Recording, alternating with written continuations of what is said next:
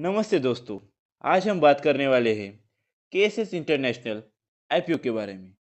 इस आईपीओ के बारे में बहुत से डाउट्स लोगों के बीच में हैं, जैसे कि इस आईपीओ को अप्लाई करें या ना करें, लिस्टिंग गेन मिलेगा या नहीं मिलेगा, ये आईपीओ लॉन्ग टर्म के लिए सही है या इसे स्किप करना चाहिए। इन सारी पॉइंट्स के बारे में हम इस वीडियो में डिटेल में चर्चा करेंगे। वीडियो छोटी सी होगी, बस आप अंत तक बने रहिएगा। तो मेरा नाम है तेजस मालस और मैं आपका इस वीडियो में स्वागत करता हूँ। डिटेल शुरू करने से पहले मैं आपको बता दूं कि मैं कोई सेबी रजिस्टर्ड फाइनेंशियल एडवाइजर नहीं हूँ। तो इस वीडियो में दी जाने वाली सारी इंफॉर्मेशन सिर्फ और सिर्फ एजुकेशनल पर्पस के लिए होगी और मैं आपको किसी भी तरह की फाइनेंशियल रिकमेंडेशन नहीं दे रहा हूँ। और किसी भी तरह की फाइनेंशियल डिसीजन बनाने से पहले आप प्लीज़ अपने फाइनेंशियल एडवाइजर से सलाह ज़रूर लें। तो आईपीओ के बारे में डिटेल में चर्चा करने के लिए टेलीग्राम पर चलते हैं। तो सबसे पहले समझते हैं कि केएसएस इंटरनेशनल कंपनी करती क्या है। तो केएसएस इंटरनेशनल एक मैन्युफैक्चरिंग कंपनी है जो बनाती है मैग्नेट वाइंडिंग वायर्स। अब ये वायर सुनने में सिंपल लगती होगी, लेकिन इनका यूज होता है transformers, electric motors, generators, EV vehicles, इन सब फील्ड्स में। सिंपल शब्दों में बताऊँ तो जब तक बिजली चलेगी, जब तक मोटर और ईवी रहेंगे, तब तक प्रोडक्ट की डिमांड तो बढ़ती ही रहेगी। केएसएस इंटरनेशनल इंडिया की top 3 magnet binding wire manufacture में से एक है और लार्जेस्ट एक्सपोर्टर में इनकी गिनती होती है। कंपनी के मैन्युफैक्चरिंग प्लांट ये महाराष्ट्र में लोकेटेड है। इस बिजनेस में एंट्री लेना बहुत मुश्किल है क्योंकि इसमें कस्टमर अप्रूवल, क्वालिटी सर्टिफिकेशन और टेक्निकल एक्सपर्टीज लगती है। इस वजह से इस फील्ड में कंपटीशन कम है,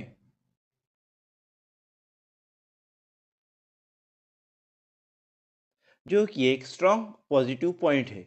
अब आते हैं इस आईपीओ के इम्पोर्टेंट डिटेल्स पर।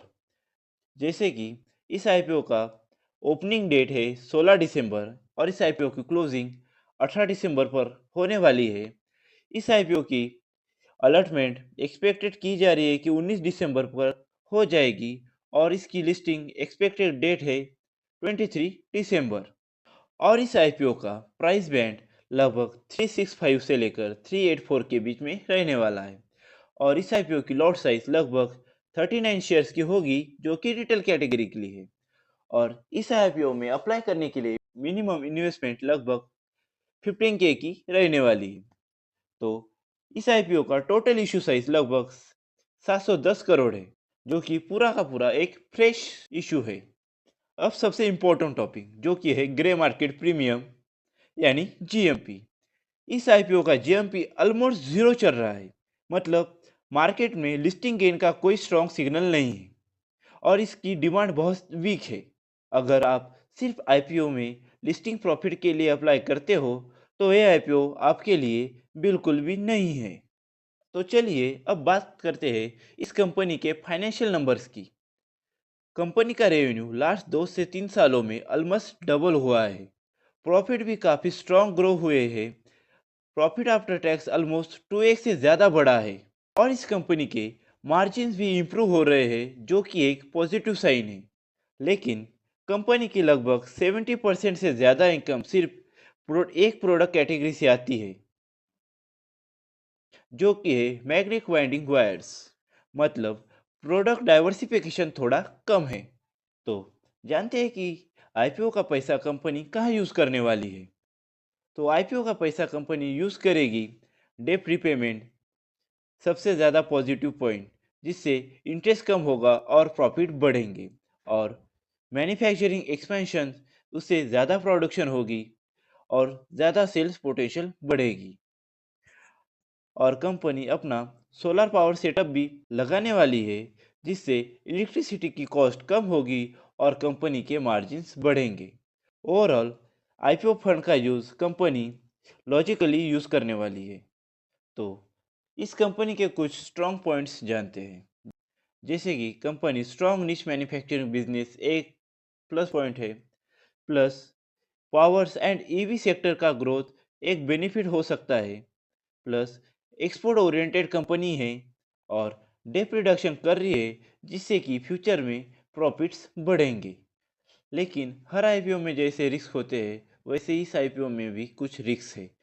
इस आईपीओ का ग्रे मार्केट प्रीमियम बहुत कम है और कस्टमर लिमिटेड है, और कॉपर, एल्यूमिनियम जैसे रॉ मटेरियल की प्राइस फ्लक्चुएट होती रहती है। और क्योंकि ग्रे मार्केट प्रीमियम कम है, तो इस आईपीओ में लिस्टिंग गेन मिलने की भी बहुत कम चांसेस है। उससे आपको क्विक प्रॉफिट नहीं मिलेगा। तो अगर आप शॉर्ट टर्म या फिर लिस्टिंग के इन्वेस्टर है, तो ये आईपीओ आपके लिए बिल्कुल नहीं है। अगर आप लॉन्ग टर्म इन्वेस्टर है, जो कि 2 से 3 साल तक इस आईपीओ को बिल्कुल होल्ड कर सकते हैं, तो हाँ, ये आईपीओ आपके लिए ठीक है। लेकिन तब जब आप मैन्युफैक्चरिंग सेक्टर को समझते हैं और पेशेंस रख सकते हैं। सिंपल शब्दों में बताऊँ तो केएसएस इंटरनेशनल आईपीओ फास्ट पैसा कमाने का आईपीओ नहीं है, लेकिन अगर लॉन्ग टर्म डिसिप्लिन इन्वेस्टर के लिए एक डिसेंट अपॉर्चुनिटी भी हो सकती है। अगर वीडियो यूजफुल लगा हो तो लाइक करो, शेयर करो, और ऐसे ही आईपीओ के रिव्यूज के लिए चैनल को सब्सक्राइब जरूर कीजिए। वीडियो एंड तक देखने के लिए धन्यवाद। मिलते हैं एक नए वीडियो में।